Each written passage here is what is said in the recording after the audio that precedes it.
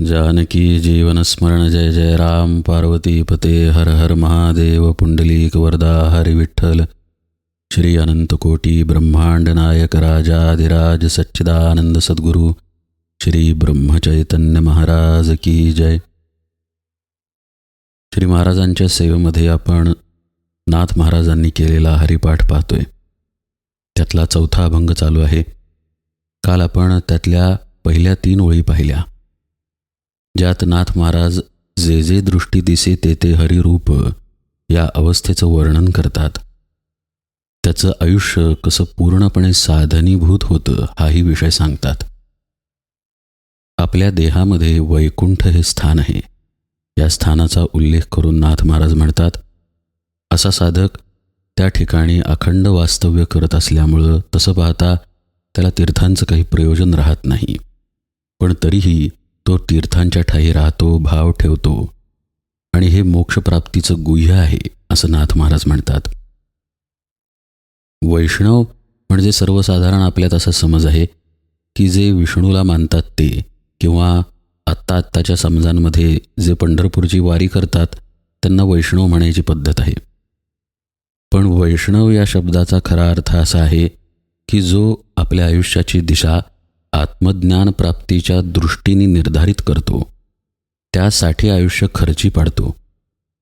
रामदास स्वामी म्हणतात, रामदास म्हणे धन्य त्याचे जिणे, कथा निरूपणे जन्म गेला. असं भगवत प्राप्तीसाठी कीर्तन, नामस्मरण इत्यादी भक्तींचे प्रकार करणे, भगवंताच्या अनुसंधानात राहणे, गुरुपदिष्ट साधना करणे, हे ज्याचं आयुष्य असतं त्याला वैष्णव अशी संज्ञा आहे. अन्यथा नुसती आपण पंढरपूरची वारी केली किंवा काही पारायणे केली किंवा काही उपासना केल्या म्हणजे आपण लगेच वैष्णव होत नाही. जर आपल्या आध्यात्मिक साधनेचं प्रतिबिंब आपल्या आयुष्यात पडत नसेल तर तो खरा वैष्णव नव्हे. हरिभक्तीच्या खुणा वैष्णवाच्या ठिकाणी जाणवतात, प्रकर्षानं दिसून येतात. दया, क्षमा, शांती यांनी तो परिपूर्ण असतो. तो अत्यंत प्रेमळ असतो. त्याचं बोलणं, चालणं, महाराज म्हणतात त्याचं बघणंसुद्धा प्रेमळ असतं.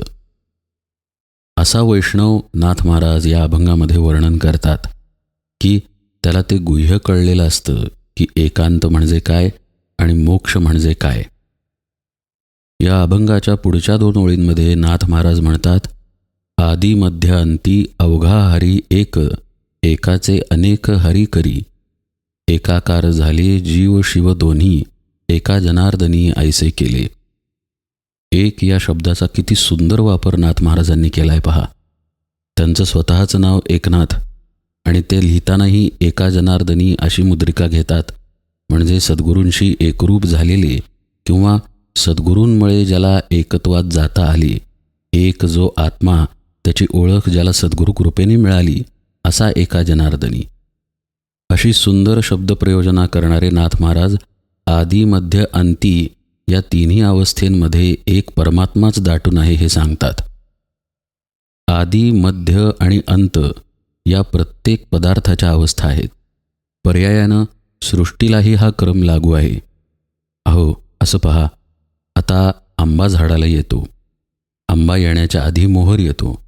मोहर येण्याच्या आधी झाड काही प्रमाणात प्रौढ होते, वाढते. असं होत नाही की आत्ता ज्या कोळीमधून कोंभ फुटलेला आहे त्याला लगेच मोहर आला आणि लगेच आंबा आला. असं होत नाही. आंबा ही वस्तू आपल्याला दिसते, त्याच्या आधी त्याची एक दशा आहे मोहराची, आणि आंब्याची नंतरची दशा म्हणजे पिकलेला आंबा आहे किंवा उरलेली कोय आहे, किंवा ती कोय जमिनीत जर रुजली तर त्यातून वर आलेला कोंभ ही त्या आंब्याचीच पुढची दशा आहे. म्हणजेच कुठेतरी सुरुवात, कुठेतरी त्या वस्तूचं स्थिर राहणं गुणधर्मानं, आणि नंतर त्या वस्तूचा लय. इथं लय म्हणजे नाश असा अर्थ नाही आहे बरं का. पुष्कळ लोक लय म्हणजे सर्वनाश या अर्थानं घेतात. तसं नव्हे.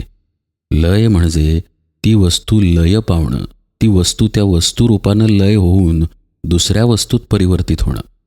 म्हणजे आंबा हा आंबा उरला नाही, पण आता त्या आंब्याचं एक रोप झालं, त्याच कोळीतून कोंभ फुटला आणि आंब्याचं रोप झालं. म्हणजेच त्या आंब्याचा लय झाला आणि आता रोप तिथे आहे. तसंच आधी मोहर होता, मोहरही टिकला का नाही, तिथं कैरी आली. मग कैरी तरी टिकली का नाही, त्याचा आंबा झाला आणि आंबाही न टिकता पुन्हा त्याची कोय आणि पुन्हा त्यातून कोंभ. हे जे सतत चक्र सुरू आहे, हेच चक्र पूर्ण सृष्टीमध्ये चालू आहे. उदाहरण फक्त आंब्याचं मी दिलं. मनुष्य असो, दगड असो, वनस्पती असो, काहीही असो, अगदी ज्या आकाशगंगेमध्ये किंवा ज्या ब्रह्मांडामध्ये आपली आकाशगंगा आहे, त्या ब्रह्मांडामध्ये सुद्धा या 3 स्थिती कायमस्वरूपाने सुरू आहेत. आदी, मध्य आणि अंत किंवा लय किंवा परिवर्तन. यालाच दुसऱ्या भाषेमध्ये उत्पत्ती, स्थिती आणि लय अशी संज्ञा आहे. त्याला आपण पूर्वापार देवता ठरवून ठेवलेले आहेत. उत्पत्तीची देवता ब्रह्मदेवता, स्थितीची देवता विष्णू आणि लय याची देवता शिव. म्हणजे निर्माण करतो तो ब्रह्मा, पालन करतो तो विष्णू आणि संहार करतो तो शिव, असा त्याचा वरवर अर्थ जरी असला तरी खरा त्याचा अर्थ तसा नव्हे.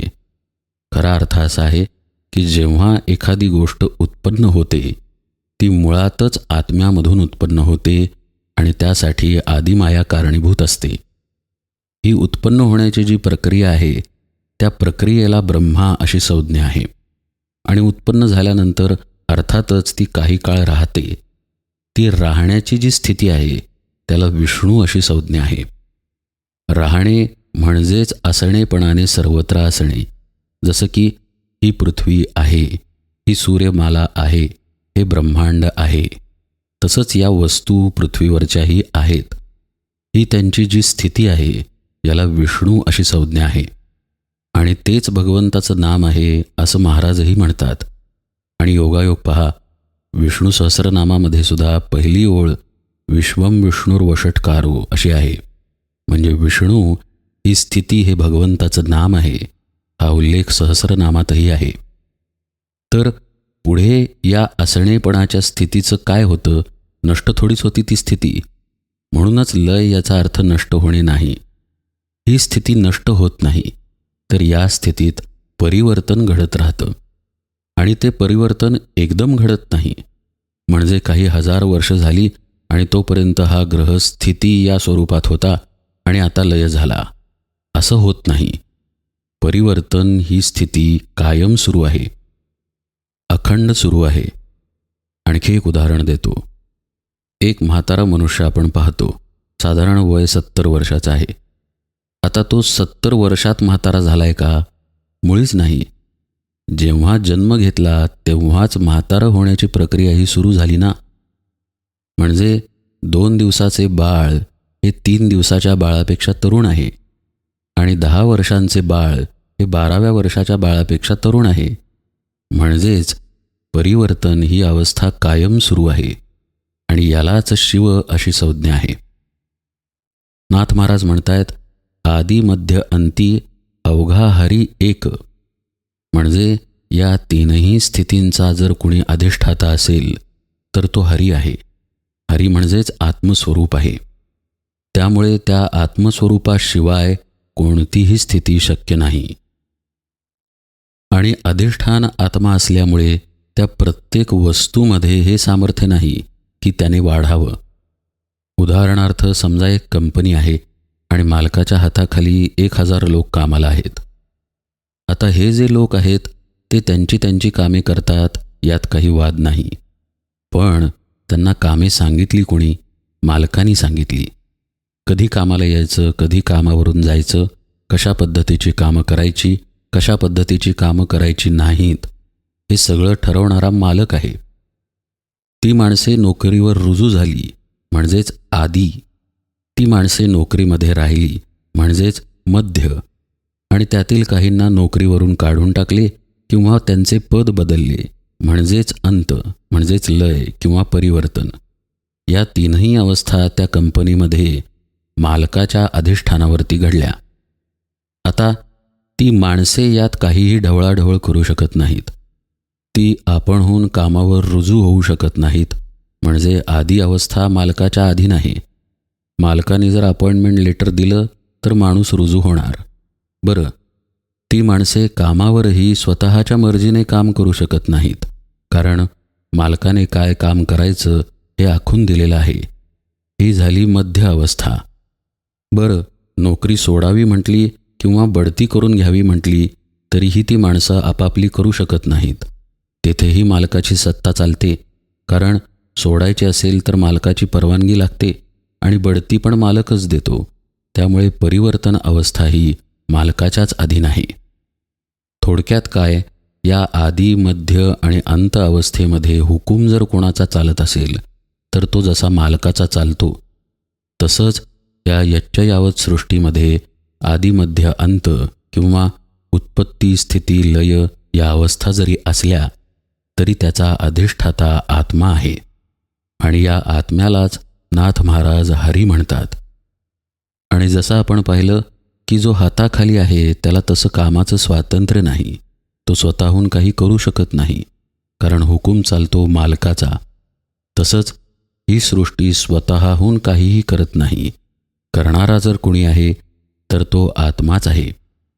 एका आंब्याच्या बीपासून वृक्ष तयार होतो. त्या वृक्षाला हजारो आंबे लागतील आणि त्यातून कदाचित हजारो वृक्ष बनतील, पण त्या एकापासून अनेक जे होतं त्यामागे प्रेरणा आत्म्याची आहे. म्हणूनच नाथ महाराज म्हणतात, एकाचे अनेक हरी करी. कारण त्या एकामध्ये असलेला जिवंतपणा हाच त्यातला आत्मा आहे, तोच त्यातला हरी आहे. बी जर जळून गेलं तर त्यातून वृक्ष कसा येईल? वृक्ष येण्यासाठी जसं बीचं जिवंत असणं गरजेचं आहे, तसंच हे जे अनेकत्व आपल्या डोळ्यांना दिसते, अनुभवाला येते, ते अस्तित्वात येण्यासाठी त्याच्या मागे जिवंतपणा असणं गरजेचं आहे. आणि हा जो जिवंतपणा आहे तोच हरी आहे, तेच आत्मस्वरूप आहे. एकोहम बहुश्यामी अशी प्रेरणा भगवंताच्या ठिकाणी झाली आणि या सृष्टीची उत्पत्ती झाली, असं वेदकाळापासून सांगितलं जातं.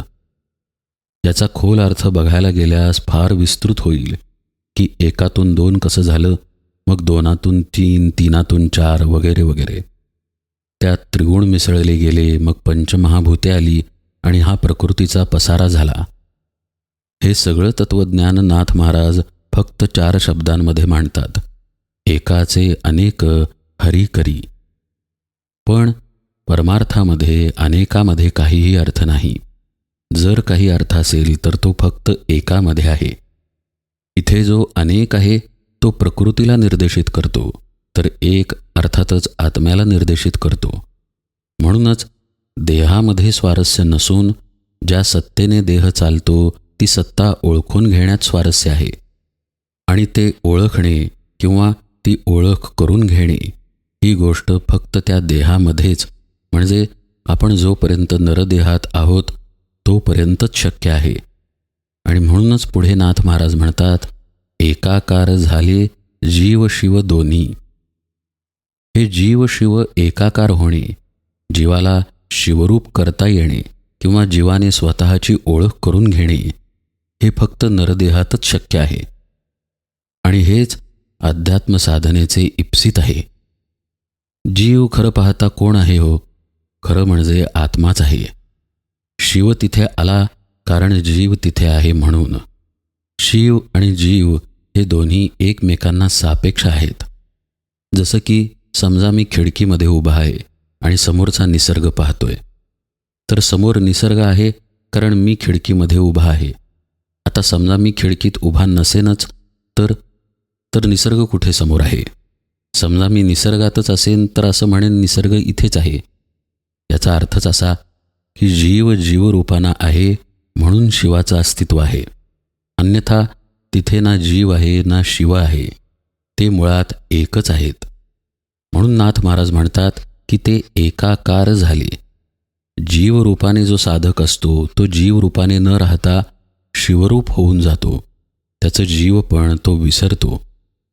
किंवा याला दुसऱ्या मार्गाने असं सांगता येईल की आपण आत्मस्वरूप आहोत याची स्मृती त्याला येते आणि मग तो जीव जीव न राहता शिवरूप होतो.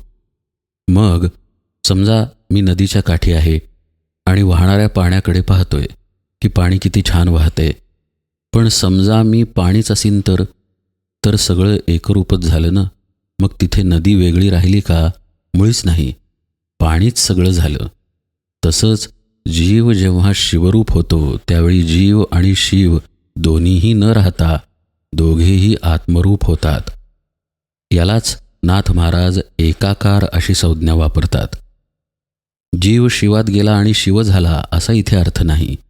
जीव शिव दोन्हीही एकरूप झाले, मिळून गेले, एकाकार झाले. उरलं ते फक्त आत्मस्वरूप. उरला काय? तर फक्त एका जनार्दनी. नाथ महाराज पुढे म्हणतात, एका जनार्दनी ऐसे केले. अशी ही जीव आणि शिव यांच्या एकत्वाची स्थिती आली. किंबहुना सद्गुरू कृपेनेच हे घडतं. फक्त साधकाच्या प्रयत्नाने ही अवस्था कदापिही येत नाही. हे कबूल आहे की साधक साधनेचे कष्ट घेतो, भरपूर घेतो, पण गुरुकृपेशिवाय ही अवस्था येत नाही. ही काळ्या दगडावरची रेघ आहे. आणि म्हणूनच नाथ महाराज म्हणतात, एका जनार्दनी ऐसे केले. एकाला म्हणजे मला, जनार्दनी म्हणजे जनार्दन स्वामींनी, माझ्या सद्गुरूंनी असं केलं, असं इथे ते म्हणतायत. बघा, एका जनार्दनी ऐसे केले याचे 2-3 अर्थ आपण इथं पाहिले. एक भगवंतच आहे आणि आपण मात्र भगवंतापासून जीवभावामुळं वेगळे झालेलो आहे. हे अज्ञानाचं जे पटल आहे ते सद्गुरू कृपेनं नाहीसं होतं. एकदा ते नाहीसं झालं की मग तो जीव शिवरूप झालाच म्हणून समजा. ही प्रक्रिया नाथ महाराजांनी या अभंगात अत्यंत रसाळपणे मांडली आहे. इथे 4थ्या अभंगाचे निरूपण संपते. यथावकाश आपण 5व्या अभंगाला सुरुवात करूया.